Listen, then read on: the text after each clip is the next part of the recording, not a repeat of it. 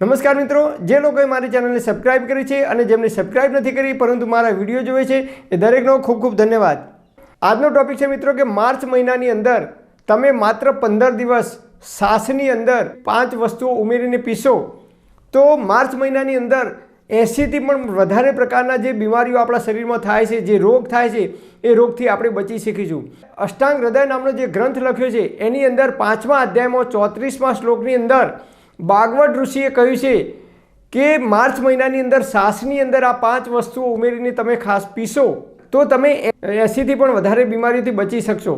March મહિનો શરૂઆત થાય છે ત્યારે વસંત ઋતુનું આગમન થાય છે, ત્યારે ઠંડી ઓછી થાય છે અને ઉનાળાની ગરમીની શરૂઆત થાય છે, એટલે કે બે ઋતુનું મિલન થાય છે। ચરક ઋષિએ કહ્યું છે કે જ્યારે બે ઋતુનું મિલન થાય છે ત્યારે આપણા શરીરની અંદર એ વાતાવરણની અસર થાય છે અને એના કારણે બે ઋતુના મિલનના કારણે આપણા શરીરમાં અનેક પ્રકારના રોગ ઉત્પન્ન થાય છે કે એ વખતે કઈ સાવધાની રાખવી જોઈએ અને કઈ વસ્તુ ના ખાવી જોઈએ અને કઈ વસ્તુ ખાવી જોઈએ।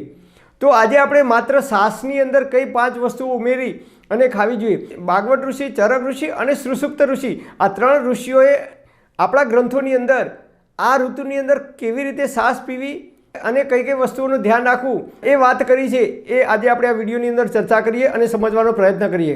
જ્યારે માર્ચ મહિનાની શરૂઆત થાય છે ત્યારે ગરમીની શરૂઆત થાય છે। શિયાળાની અંદર એટલે કે ઠંડીની ઋતુમાં આપણા શરીરમાં જે કફ જમા થયો હોય એ જ્યારે માર્ચ મહિનાની અંદર ગરમીની શરૂઆત થાય છે ત્યારે ગરમીના કારણે આપણા શરીરની અંદરથી એ કફ છે ધીમે ધીમે ઓગળવા લાગે છે। ત્યારે આપણા શરીરની અંદર એ કફ ઓગળે છે ત્યારે આપણા શરીરની અંદર કફને લગતા 80 થી પણ વધારે પ્રકારની બીમારીઓ આપણને થવાની પૂરેપૂરી શક્યતાઓ રહેલી છે।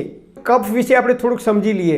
આપણું શરીર છે પંચતત્વનું બનેલું છે, અગ્નિ, વાયુ, જળ, આકાશ અને પૃથ્વી, આ 5 તત્વોનું બનેલું છે। તો કફ શામાંથી બને છે? પૃથ્વી અને જળ। પૃથ્વી એટલે માટી અને પાણી, આ બંનેની અંદરથી કફ બને છે।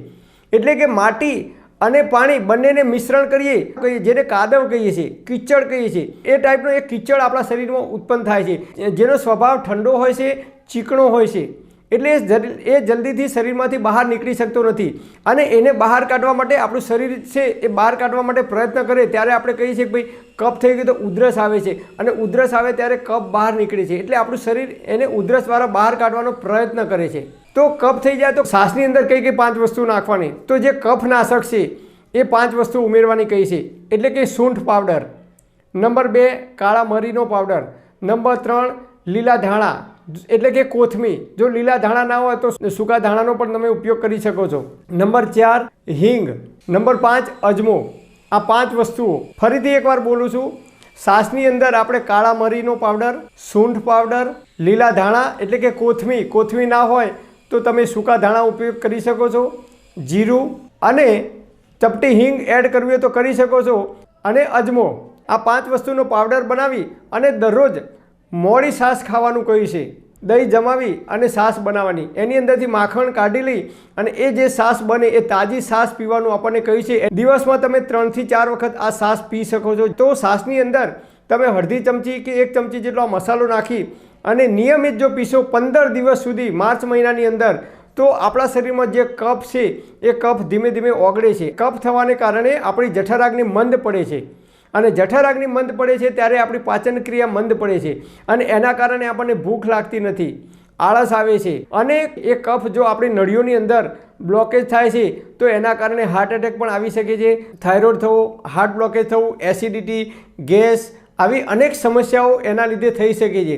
તો આ તમામ પ્રકારની સમસ્યાઓમાંથી દૂર થવું હોય તો એના માટે આપણે આ છાશ નિયમિત પીવી જોઈએ માર્ચ મહિનાની અંદર।